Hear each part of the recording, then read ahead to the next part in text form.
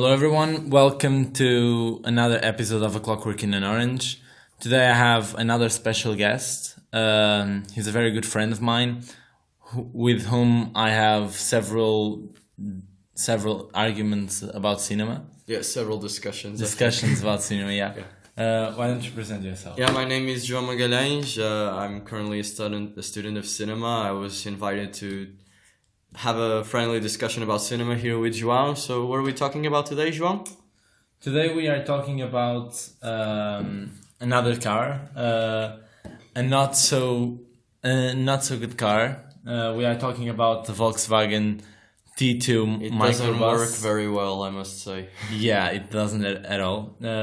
This is it's a yellow and white Volkswagen T2 Microbus from Little Miss Sunshine. Yeah. So first of all, I must say, even though the car has a lot of problems during the movie, I just love the car. Yeah. The car engine in itself is a character, if you take it like that. It is. And the car makes the movie move forward. Yeah, definitely. And I think that the car itself, I remember watching a lot of this type of Volkswagen vans. Yeah. I don't know when it started, when I started seeing these cars like this, but I always associated them with hippies. Really? It's the hippie car for me, yeah. And so since we are celebrating the 50th anniversary of Woodstock, I bet that there were a lot of Volkswagen vans 50 years ago in Woodstock. The first time I think I have a good memory about this type of cars was the first time I watched Cars by Pixar, and it has that van. That's hippie. That's very hippie. I understand. It's always high, the van. Yeah, definitely. And then it's flower power. It has the peace symbol and all the flowers. It's very, very, very hippie. But what I really like about this car, you talked about the colors, you mentioned how white and yellow it is. I think that's a theme that prolongs itself throughout the color palette of the film. It's very yellowish all throughout. Even inside their house, it's very yellow. It contrasts very well with the rest of the movie, in my opinion. Yeah, I think it was a good choice of the colors of the car.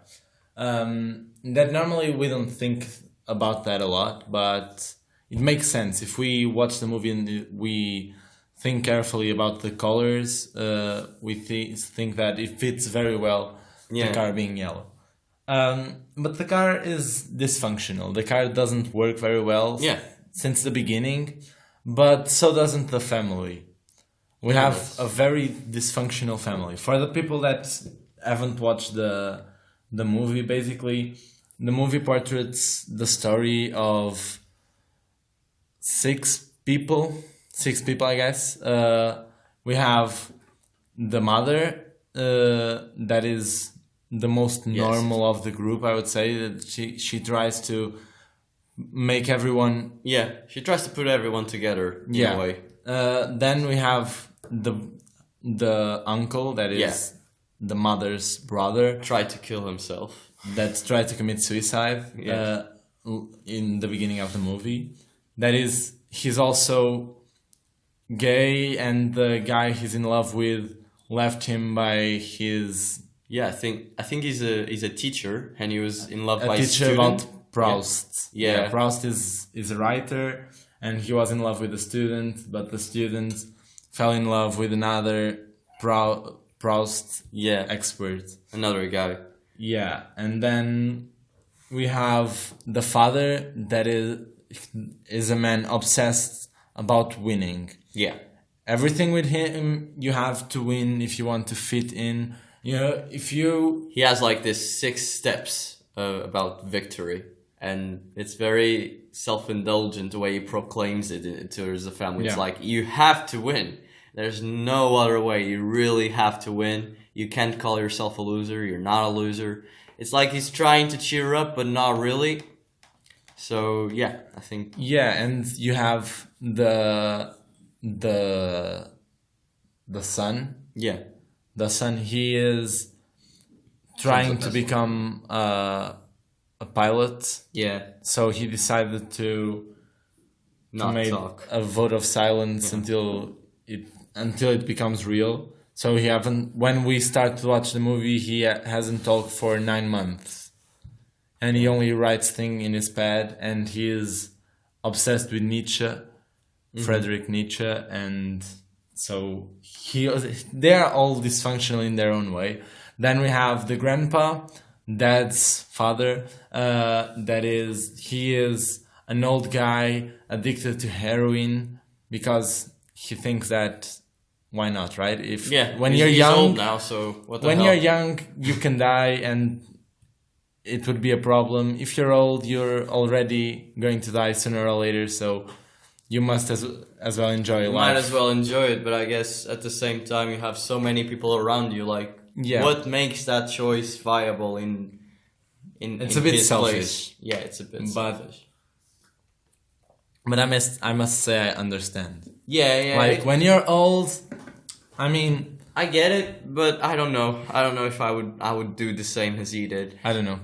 I mean, I will have to let life go on and Because like he's in a situation where, and it's very interesting. This happens with a lot of old people. It's like you get to a point in your life where your family is moving on with their own stuff, and the kids are growing up, and maybe you don't do as much as you did back when you were younger, and you wanna feel that adrenaline again. So you kind of do different things.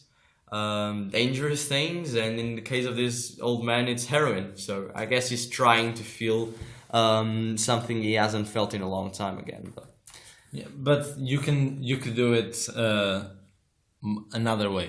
And we also have Olive. Olive is the daughter, and she is a contestant in beauty contests. yeah.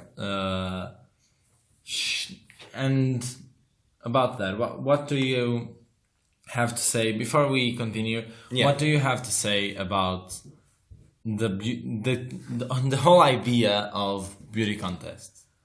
Well, it's interesting because every time you grew up, you make friends, and most of the girls in my family, when they're making makeup and try to make themselves more beautiful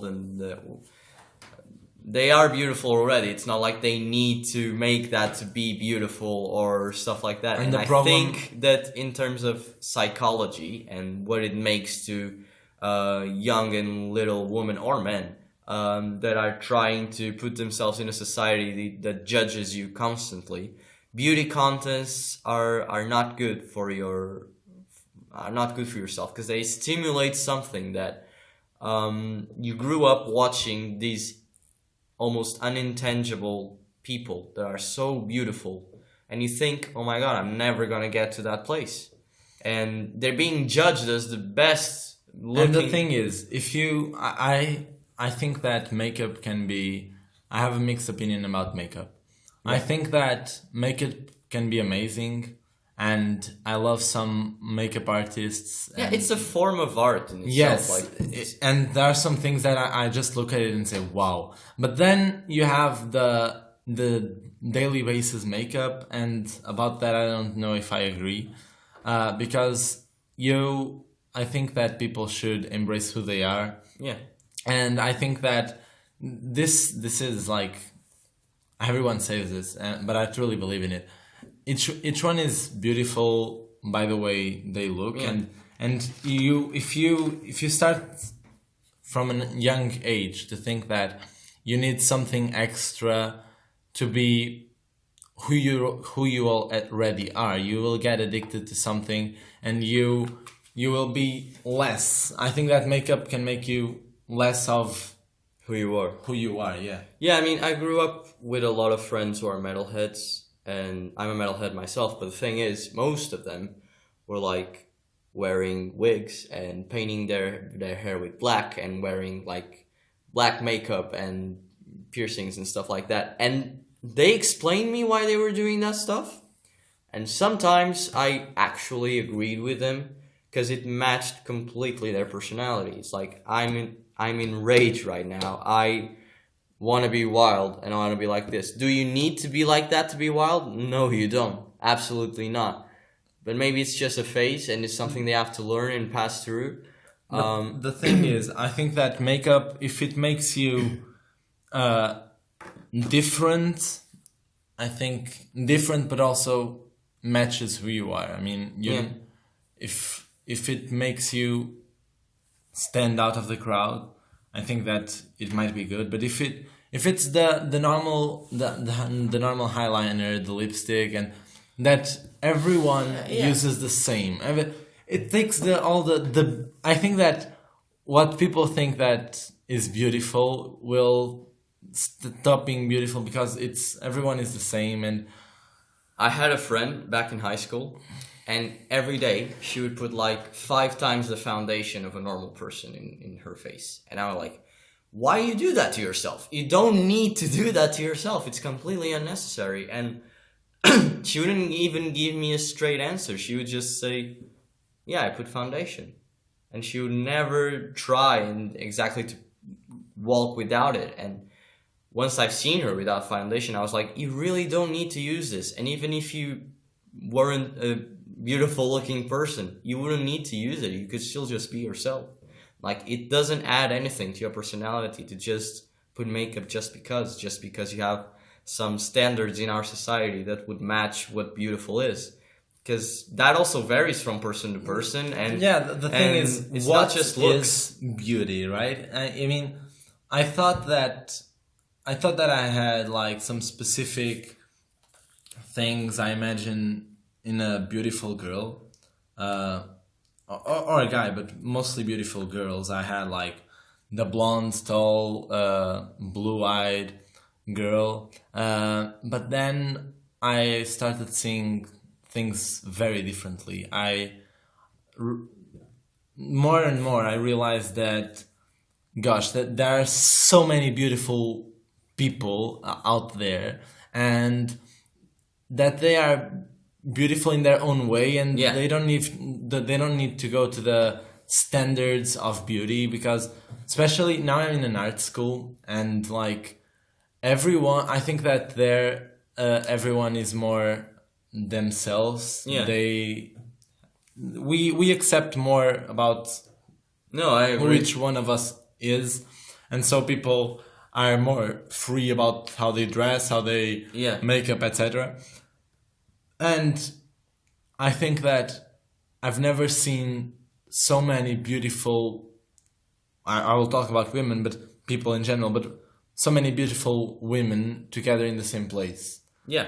I'm like, every day I'm going down the hall and I say, wow, how beautiful is that girl? And it never gets old. It's everyone, I'm discovering someone new, and I think the more I grew up, the more I found beauty in conversations. As I'm talking to a girl, and I think, okay, maybe in the standards of our society, I think that most people wouldn't say that girl is beautiful. But if I talk with that girl and I get to know her, I think beauty comes from that, and from the way you get to really know a person, like from the experiences you share together. I think that makes you more attracted to someone or not.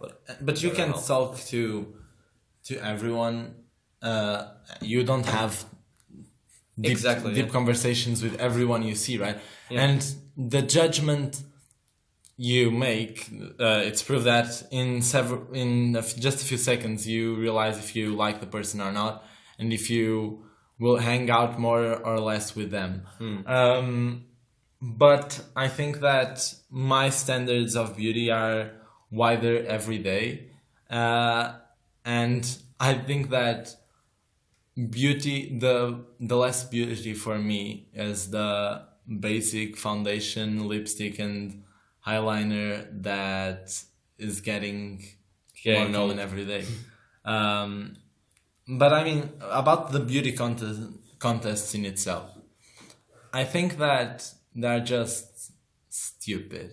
I mean, I'm sorry if any one of the people that are listening like beauty contests, but I mean, they are just standardizing people, and they are just putting them in categories, and people don't belong to one category. People are not this or that. It's not like you can label them. Or yeah, you're and it's not pretty, black or you're not white. Good It's enough for that. so many shades of gray that I mean, Yeah, it's like what makes those 3 or 4 judges say that you are not beautiful. And who are they to say if I'm beautiful or not? And then if people care about that, I think that this I think in the society we live in today, it's even more difficult for people not to care about that.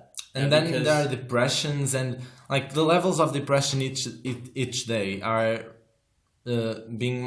are growing. Yeah, they are. But look at the society you live in. I mean, you're surrounded by not just your friends or people you hang out on the streets. You're surrounded by a constant social media that tells you what people think it's right or not. And sheep mentality is everywhere. And technically, if someone says this is gross, most people will say that. And if you kind of look like that, you're going to feel gross as well. You don't have to. It's wrong. But a lot of people deal with that nowadays because they're surrounded with that constant reminder that most people have something already that's already the standard beautiful way of, look. But yeah, it's even more difficult nowadays. I think in the 80s or something like that, when you didn't have so much social media surrounding you. Sure, you had people in magazines and stuff like that, but it wasn't as high as today. Yeah, people are addicted to opinions, and I think that's the problem. And I think that people should really try to. I did one thing a few weeks ago. I did a technology. Mm-hmm. How do I say it? It's like a detox. Technological detox. What I did was I went to the south of Portugal on vacation, and I left my phone at home. During the first week, I didn't use a phone, only to go to email. Yeah. If anyone had any important thing to say, they would email me. But then on the second week, I started to go more and more to my parents' cell phone and started reusing all the technology. So it didn't work fully, but at least the first week I realized how addicted to it I am and how other people's opinions matter to me and how much I need to be in constant contact with everyone and saying things to people and talking to people about different things. And when I'm not doing it, I kind of feel alone. And I mean, I'm not the most addicted person to technology, so I can't imagine people that really care about the likes and people that really care about who follows them. Yeah, that's different. I mean, I think that must be a difficult life, and more I realize that I would love the Western society of the Western standards of a good life are not totally right, and I wouldn't mind at all living in an era without cell phones or the thing is about you lose a certain sense of discovery sometimes because you know everything, and that brings you, of course, a lot of positive things. Yeah, that's but the it thing also that gives you access to everything in the world. Sure, you're not there, but you've seen it, and it's like... Imagine that you lived in an indigenous tribe today, okay? Yeah. The thing is, first, it would take me some time to get used to it. I mean, I would always... Because we know how life is with social media, and I know the people that, if I adopted that lifestyle, I know the people that I wouldn't be able to contact. Yeah. But then at the same time, like, it would be so peaceful. I mean, I would be focused on living my life day to day, and At the same time, we would have so many other difficulties. yeah, we Like, wouldn't have technology solves hospitals so and many things. Like, and that's it's, the problem. what people really need to do is find some sort of balance. It's like you don't need to just find information online. You can find it by yourself. You can read a book. You can have more experiences outside. Because literally, you don't learn as much by just watching others do what you want to do. Agree.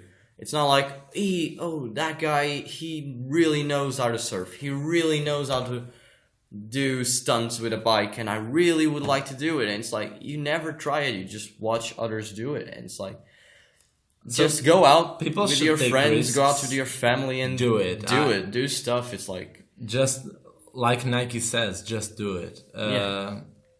But for real, be different, and I think that the whole movie is about that. It's about a girl that, she's different. Yeah. She has her own way. and she probably is the most beautiful person in the whole contest. Yeah. Not probably. I mean, Because she's unique. yeah, and She's not that standard girl that puts her own makeup and goes there and parades and they give them all a straight A on a beauty contest. No, she goes there.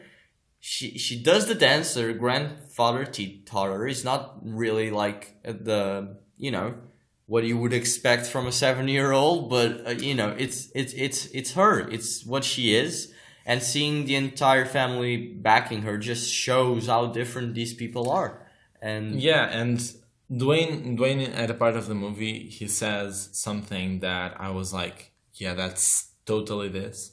I'm sorry, I'm about to curse, but he says, "Fuck beauty contests." Yeah. And fuck other people's opinion. I mean, we have to be ourselves, and we have to accept ourselves. And when he finds out that he can't pilot, because he's colorblind. because he's colorblind, he said, "No, I'm gonna find a way of doing the things I love, and I don't care if people say I can't, because I will, and I won't go through the normal path, and I won't do the normal steps, but I will get there my own way." And I think that is the message that I took from the movie, and I think that people in general should take from the movie is, if you have a dream, don't be in your sofa thinking about doing it. You go outside and do it. And it's not the path that other people did that will work with you. Maybe it will, but if you can't go from 1 to 3, you have to go from 2 3 1 or 2 1 3. You just do it your own way, but do it. It happens a lot when people they are so concerned about, okay, so you finish high school and you need to go to a certain place to be successful. It's not exactly like that. Maybe you just need to be yourself and try hard at what you want to do, and you're going to be successful that way.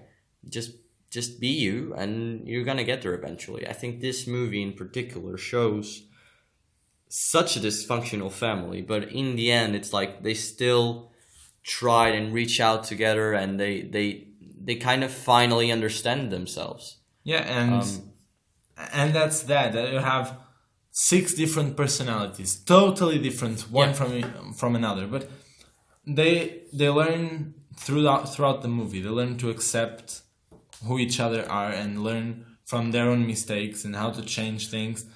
And one thing, I've rewatched the movie a week ago, and a thing I've noticed is after the beauty contest, they get someone to fix the door of the car because the door falls at part of the movie, and they fix the door of the car, and it's like, it's not, the car isn't perfect at all, but it's better than it was, and it's still dysfunctional, but it's more functional than it was, and they still have to, and it's a parallel, and we can parallel that with a family, because the family is still not perfect, but who is?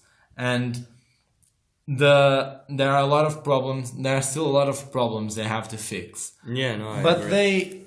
they managed somehow to fix the door that was broken in their Yeah, own they lives. found that they're more together in the end of the film. It's like in the beginning they're so distant. The dad is filled with winning objectives. The girl wants to win this beauty contest for. It's really what she needs to do. The son doesn't talk with anyone. The other wants to kill himself, and it's like they understand throughout the movie that their problems are a bit wider than they think, and maybe they don't need to worry just about themselves, but about what surrounds them. And when we talk about social media nowadays, I think one of the big problems with society nowadays is that we are so closed in ourselves when we are on our phones or on our laptops and just doing stuff online that we barely even think about what surrounds us during that time. And it's very, for instance, this week, with the whole situation with Disney and Sony, I see so many people more worried about that than what happens with the fires in the Amazons. You see? Yeah. So it's like, why do people care about Spider-Man? The world is dying, and there's so many more people talking about that. It doesn't matter if you don't have Spider-Man in movies, if you don't have a world that can create Spider-Man. Exactly. It's like, it seems like people don't even care about that. It's like, because they live so many time in that bubble and they don't get out of it. And it concerns me that people don't get out of it because of situations like the Amazons, because we don't do anything to improve it. I agree. But I mean, what I must say about this, and I have two things. Uncle Frank, he says at part of the movie that Proust, he talks about Proust, the writer, and he said that the better parts of his life, where he was unsuffering, it doesn't remember the parts of his life where everything went just fine. And that are the parts of when we are in suffering, and are the parts where things doesn't go as planned. That's when you learn. That's when you learn, and that's when you become who you are for real, and when you see, okay, this is me, and go, and I think that's another mantra of the movie. If we don't have obstacles, we never grow as a person. We would be flat. And exactly. Because that's the thing. All these characters are characters with such a huge arc. Yeah. And they develop throughout the movie. It's amazing. I think the most interesting character in this film, because of the way he kind of knocks himself against the wall because of his beliefs, is the father on the family. Because he truly represents something that I hate about society nowadays. It's like, we think we know, but sometimes we haven't experienced stuff, but we take them for granted. And I think the dad on this film is like, okay, my daughter needs to win. And I need to win. And if I don't win, then I'm no one.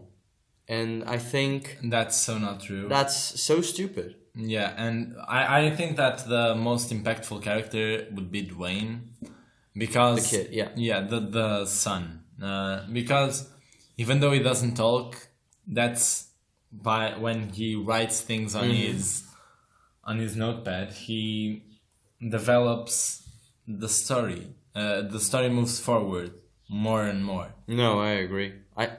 But it's such a, I say over the top, but in a good way. He really knocks himself against the wall that his own father dies, and he puts it in the back of the van. Richard, the dad. Yeah, the dad. He puts it in the back of the van to drive his daughter to the beauty contest, and it's like, I know he wants to win, but that's just not how you do it. And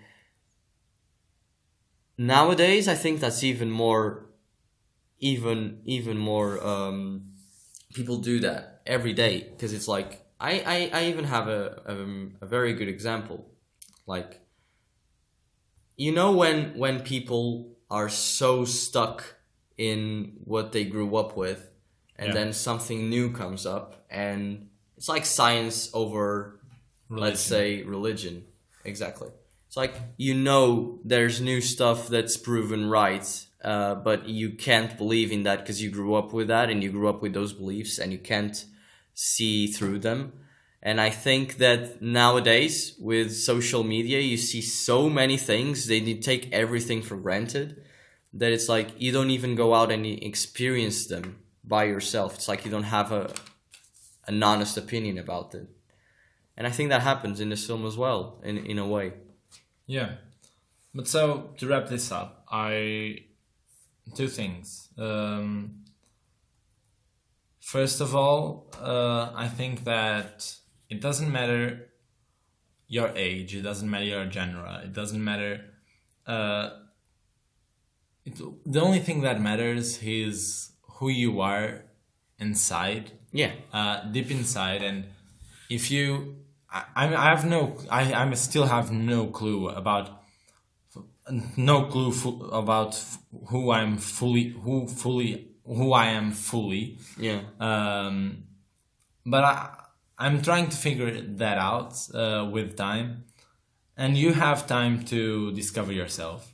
But what you must do is you must embrace it, embrace who you are, and love yourself. And fuck beauty contests. Fuck beauty contests. Indeed. And then to close this up, movie of the week. Movie of the week. Well, I'm gonna recommend one of my top 5 favorite films. It has a little bit to do with what happens in this film. It's called Whiplash. It's about a drummer, and he wants to be a drummer, the best drummer in the world, by any means necessary. So I almost want to make a parallel with the father. He wants to have the victory as with any means possible, and I think it's one of the best movies of all time. It has one of the best performances I have seen from J.K. Simmons. He won an Oscar for it, and I think Damien Chazelle is probably the best young director of this decade. So yeah.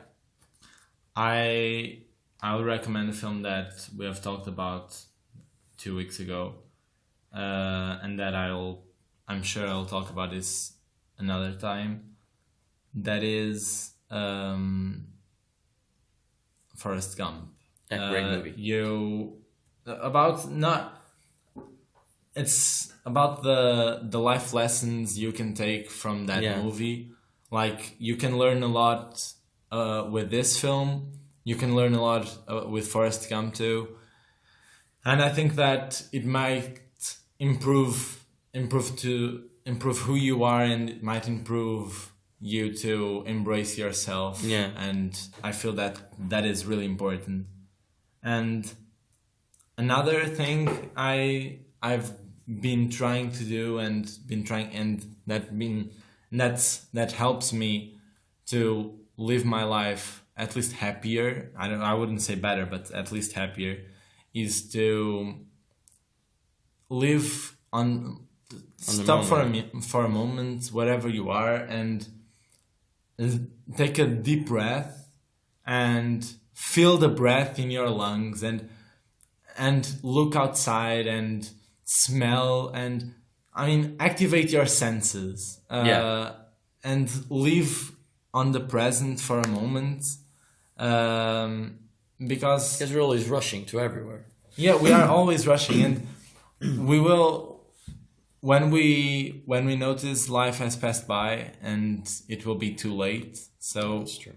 I think that another thing that I've learned is that I don't have my cell phone to live in the moment. The best moment of my vacation was a trip we went to the beach on the last day.